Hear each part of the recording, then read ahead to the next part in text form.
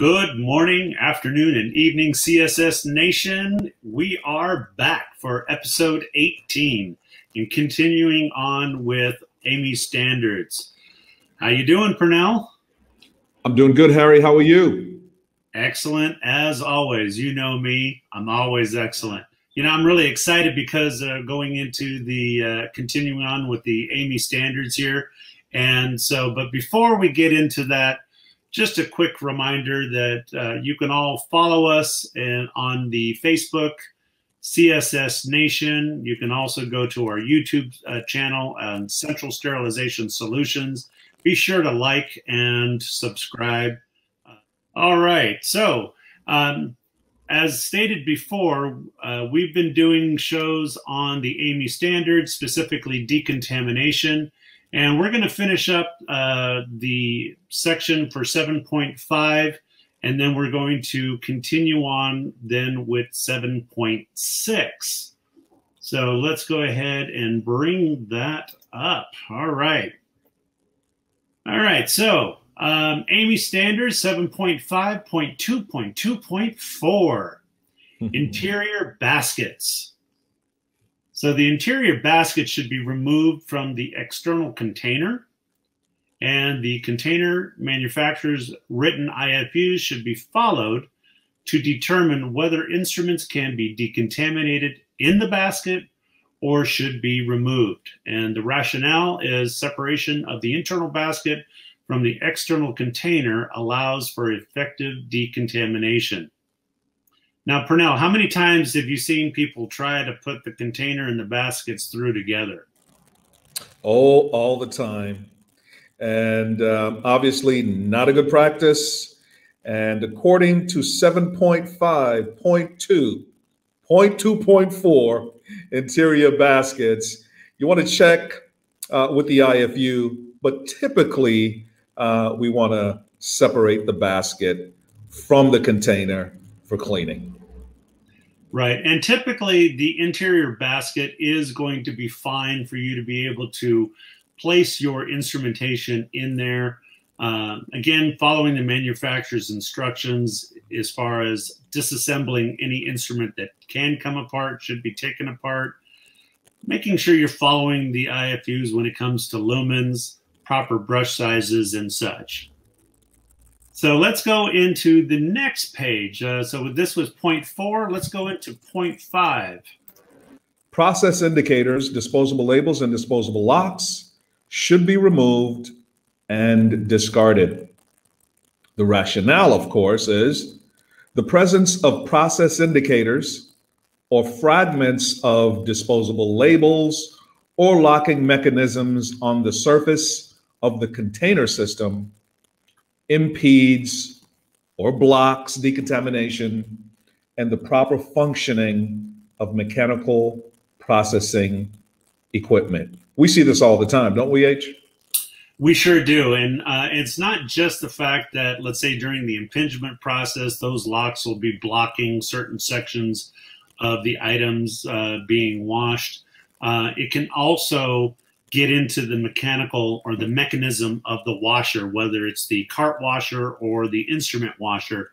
And oftentimes what happens is that even though you have a screen on the bottom of your washer that's supposed to filter out those particulates, those pieces of labels and plastic and such, oftentimes those still can get through, get sucked into the pump, and then get injected into your spray arms and then over time can clog the spray arms, which is going to impede the impingement process or the spray force of the washer arm. So you got to be very careful.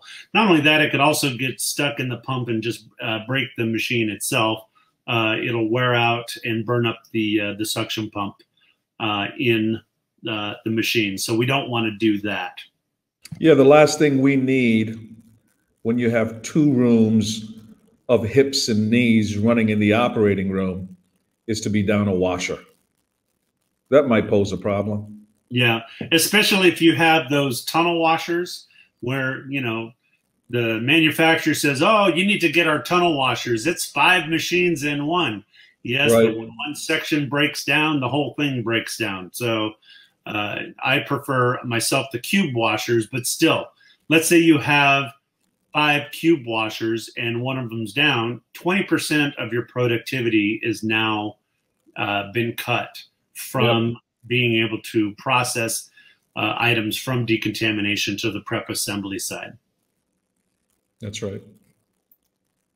Then we have 7.5.2.2.6, the container accessories, such as protective mats, dividers, and sorting pins that are not affixed to the tray.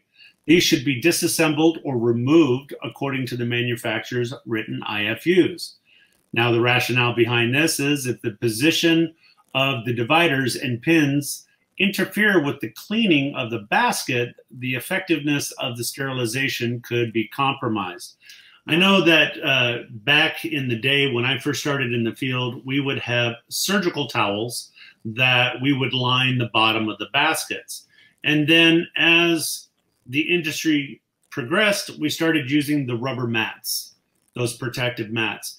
But how often are you checking the IFU of the rubber mat? How often are you actually taking the rubber mat and scrubbing it down? Yeah, well, we should know and understand the IFU for anything that is in that container. Anything that's associated with that basket, pins, dividers, those all need to be cleaned, and they need to be cleaned appropriately. And the only way we can effectively clean them is by following the manufacturer's IFU. And so that ends the section for the 7.5 as far as containers and container accessories. Now we're going to go into 7.6. 7.6, cleaning. 7.6.1, general considerations. We are reviewing some of the ST79 standard 79 standards. The standards are on steam sterilization in healthcare facilities.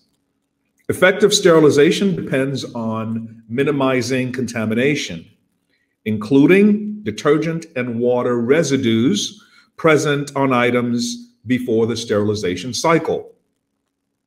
And thorough cleaning procedures are essential during pre-sterilization processing. Not all cleaning and decontamination procedures and agents are appropriate for all types of devices. Adherence to the manufacturer's written IFU for detergents and other aspects of the cleaning and decontamination process can help avert damage to devices, prolong their use life, and prevent the creation of crevices in which debris can collect. Yeah, pretty straightforward stuff. Yeah, it is. I totally agree. I mean, there's no real ambiguity when it comes to the AAMI standards. The problem is most people have them in their department, at least ST79, oftentimes locked up in the manager's office, and the staff don't have direct access to it. So I think that's why it's so important that we go through these and be able to share them with the audience so that they have a better understanding. And CSS Nation, we know that some of you have wonderful and effective managers who make you aware of these very important standards, and we applaud them. CSS Nation, you need to know AAMI standards. They are the basis for most of the policies and procedures in your department having to do with sterilization. It is a wonderful and critically important resource, Mr. H. It truly is. So let's go into some of the bullet points for this particular section. So bullet point A, items should be pre-treated with an initial cold water rinse with running tap water or an initial soak in cool water and or in a clinical soil dissolving pretreatment product. Now, this can be an enzymatic cleaner or some type of pH neutral detergent. So they're actually hinting upon the point of use processing. And the purpose behind cold water is that oftentimes you have blood, and if you use hot water right off the bat, it can oftentimes set the blood so that it makes it harder to clean. Yeah, in fact, it congeals or cooks the blood. So we definitely don't want to start off the process by making it more difficult. An initial cold water rinse or an enzymatic treatment of some kind is appropriate. Absolutely. B, after pretreatment, devices should be cleaned according to the manufacturer's instructions for use. Pretty straightforward stuff. Yeah, and but even though it's straightforward, how many times do we go into a department when we're doing a survey readiness check, and oftentimes the IFUs are not available to the staff? Yeah, Mr. H, there's no reason that any modern CS department should not have a tool for researching and looking up IFU information. That should be standard. Right. And as we all know, the primary company that's out there for people, we have One Source Docs that you can go to, that it's internet based. So you have a subscription to it, and all the staff can have immediate access to it. It's just a wonderful tool. Good stuff. All right. C, devices should be thoroughly rinsed. If a basin is used, the rinse water should be changed after each use. The final rinse, whether it be mechanical or manual, should be with purified water. Now, the examples of that could be distilled water, reverse osmosis water, or deionized water. And that should be something that should be at the sink. We're talking about the cleaning in the sink at this point. We're not talking about the final rinse in the washer, although your final rinse in the washer should also be pre-treated water. Now, for the recommendations, as far as where to find where it talks about using critical water, you want to see the AAMI standard TIR 34 for recommendations on the use of critical water. Absolutely, Harry. Essential that the final rinse be completed with treated water. If the water is treated, obviously we've minimized or we've decreased to a very low level any substances or any microorganisms that could be on that item prior to inspection, assembly, and sterilization. Very important. D, cloths and towels used in decontamination should be clean and non-linting. Examples: microfiber cloth is good to use, a cellulose sponge. These items should be changed at regular established intervals and when they are soiled or wet. Oftentimes at our sink area, as we're staging our instruments, we need something to absorb some of that excess moisture. Well, the items that we use need to be lint-free. If we're using cleaning cloths on our pans or any instruments, they need to be lint-free as well. The last thing we want is a foreign object getting into somebody's wound and causing issues. Lint-free, we change them once they get wet or once they're soiled, and we need to change them out regularly, and this should be set. Mr. H? So let's go on to E. Brushes should be checked for visible soil as well as damage following each use and should be frequently cleaned and disinfected. Brushes should be stored, clean, and dry. Now, what this is referring to is if you're using reusable brushes, then you should be checking it for the visible soil. You should be doing decontamination of your brushes at the end of your shift. There are certain brushes that are single use for, let's say, if you're using them on endoscopes, then you're going to use them once and then discard them. But then again, we have reusable brushes for endoscopes as well. So follow the IFUs and know that they're one-time use during that scope, and then they follow with the scope and go through the disinfection process and sterilization prior to being brought back into decontamination.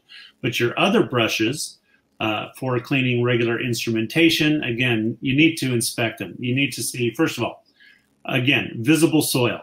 If so, then let's say halfway through your shift, it's visibly soiled. You need to go through the decontamination process, let it go through the washer, be thermal disinfected, then come through the back through to the other side to be able to use it again. Also, we use certain types of brushes that go through lumens. And when that takes place, again, the damage could be in the wire, that sometimes it gets bent. And so if you're using that, putting it through a lumen, that wire could be pushed up against the side of the lumen and causing micro scratches, then allows minerals to build up, allows bioburden to form. More importantly, biofilm starts to form, and it's once it sets, it's very difficult to remove. And again, so the brushes should be stored clean and dry. We don't want any moisture in those brushes because it can harbor or allow bacteria to grow, and then we don't want them to cross-contaminate when you're using them later on down the line. Absolutely. And again, Mr. H here, as you've said, the key here is the brushes should be checked for visible soil and damage following each use. That just keeps us sharp. Again, as we all have learned throughout the entire process of reprocessing instruments, we're inspecting all the way through. And this is just, a continuation of that. Absolutely.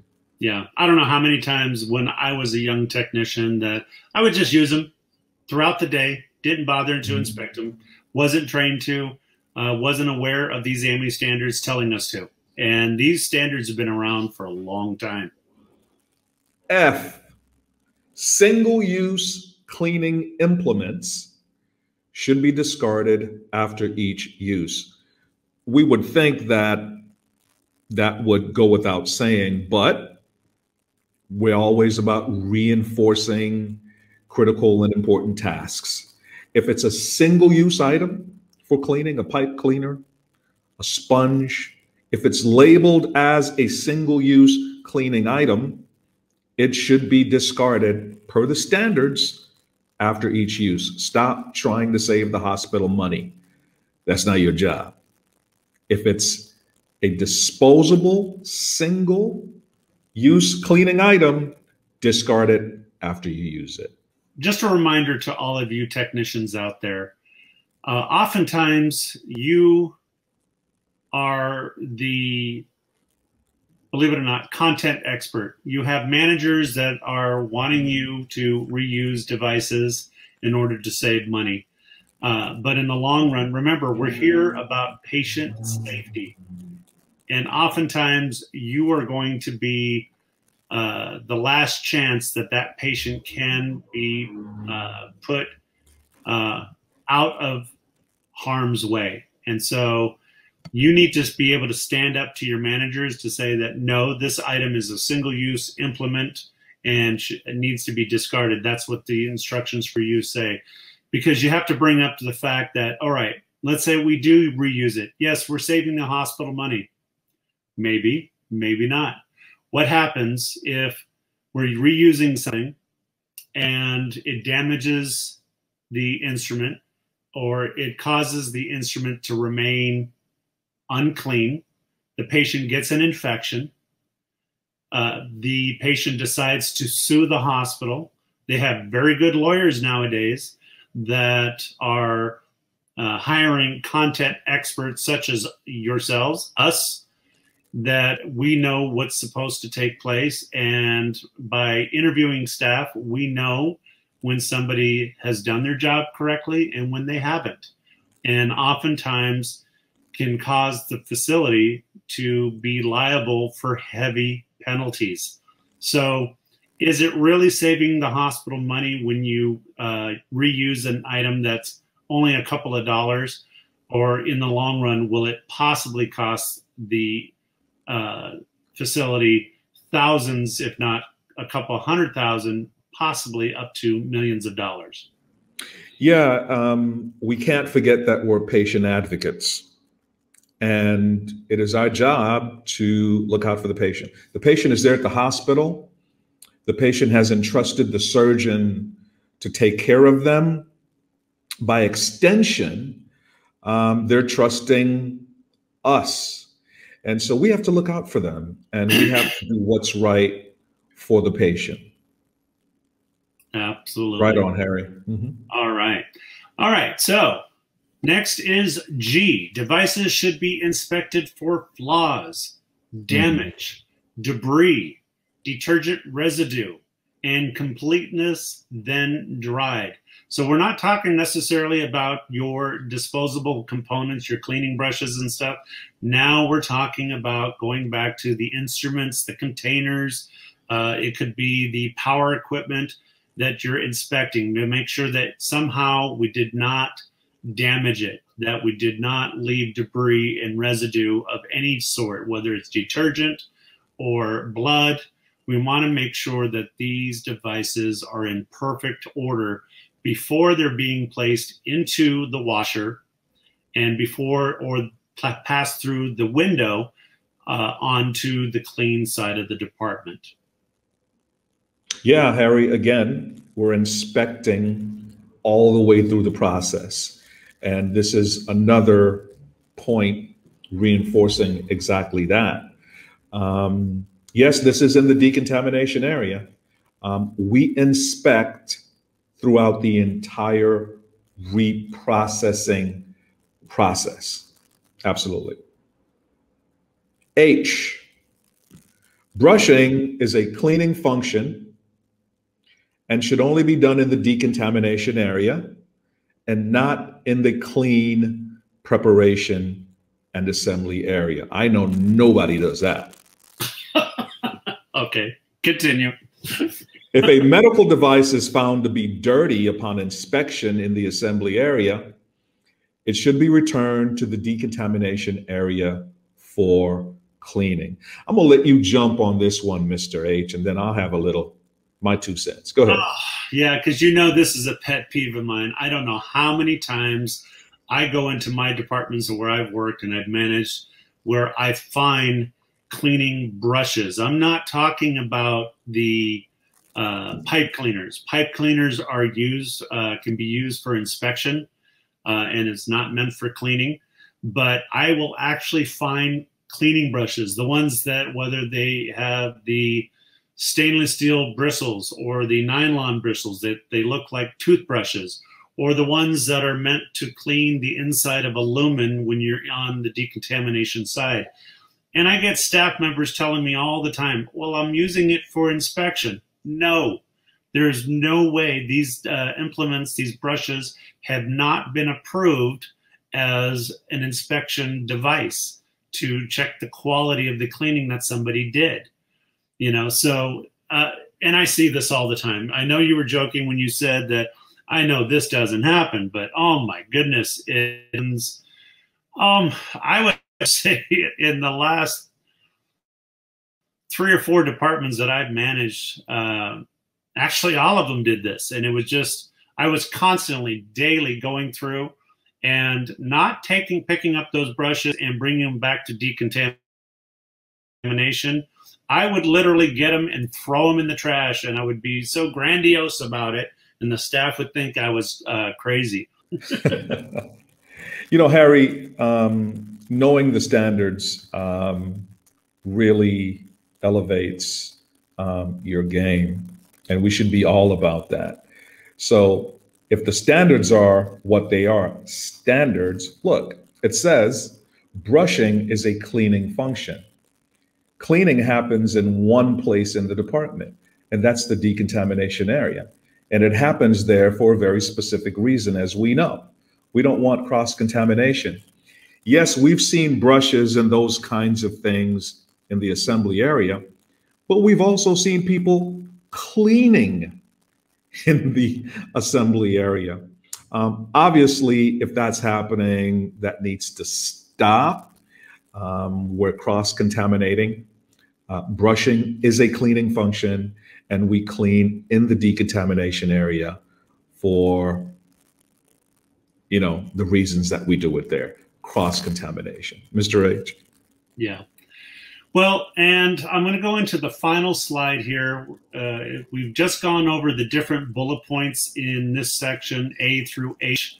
And finally, just want to go over the rationale that they have, where it states that a cold water rinse and the use of pretreatment products will help prevent coagulation of blood onto the device and help remove the blood tissue and gross debris from the device's lumens, the joints, as well as serrations. Pre-cleaning solutions can interfere with subsequent cleaning steps.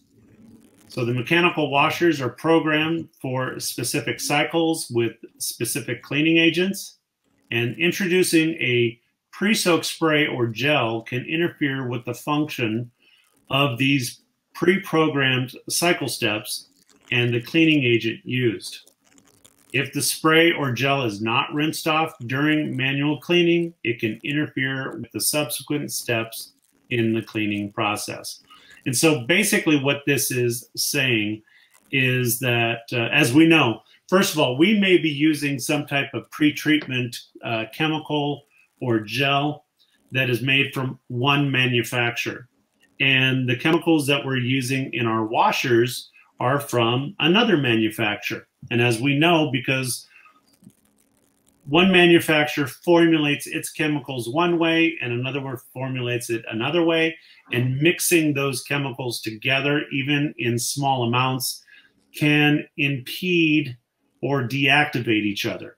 And so we're wanting to make sure that, first of all residue, all debris, everything is removed from the instrument prior to putting it into your mechanical washer, because the washer has what it needs in order to do the job right. Absolutely 100% correct. Rinsing is just as important as cleaning, as Harry just alluded to. If we don't clean things appropriately, then we can have those kinds of interactions that are not good for the cleaning process. Rinsing is critically important, and we should adhere to the IFUs when it comes to rinsing as well. Again, I think this kind of highlights that rinsing is just as important as any of the other processes in the decontamination area. If you don't know, you don't know. The way you know is by getting yourself familiar with the AAMI standards. Remember, most of your policies and procedures are pretty much based on these AAMI standards and the CDC stuff, which we'll get into at some point. These AAMI standards are available. You can go to their website. If your manager has them locked up in the office, you let him or her know that they need to share the wealth. Yeah, Mr. H. Yeah, absolutely. And again, so these AAMI standards are available. Honestly, I think it's a great investment. I personally have purchased all the standards myself. It's time for me to go ahead and repurchase them because they've gone and had new updates. I'm actually waiting for the 2021 release of the new ST79 that should come out before the end of the year. Mm-hmm. Or it'll be a 2022 release, but when that happens, I will be definitely getting them. Now remember, AAMI clearly states they set standards, and what the standards are is they're setting the standards that manufacturers follow in writing their IFUs. AAMI does not dictate what those IFUs are to be. They just dictate how they should be presented to us. So AAMI always says, go back to the IFU, the instructions for use. So it's just as important to have access to your AAMI standards as well as to have access to those IFUs. And one more time, just to let you know, the one company that I'm aware of that's online is OneSource Docs, that you can go get access to these IFUs. That's right. And if anybody out there is working in a department and you don't have access to IFUs, call us, let us know who that manager or director is, and Harry will talk to him. I sure will. I sure will. Well, that wraps up another show, Pernell. I really like this one. We will be coming back with additional chapters and sections of the AAMI standards. Again, in a previous show, our last episode where I announced what the results of the vote were, I did mention that we are going to be doing a manager's corner again, as well as bringing on additional vendors to talk about their products. And so I want you to stay tuned for that. Absolutely. Looking forward to those shows. We have lots of exciting things coming up. We promised you about a month ago that we would have some folks on the show to talk about residues in the air in the CS area. And we're lining that up, and we're hoping to be able to bring you something really soon. And with that, Pernell, my final question to you is, do you have anything else to share? We'll be back.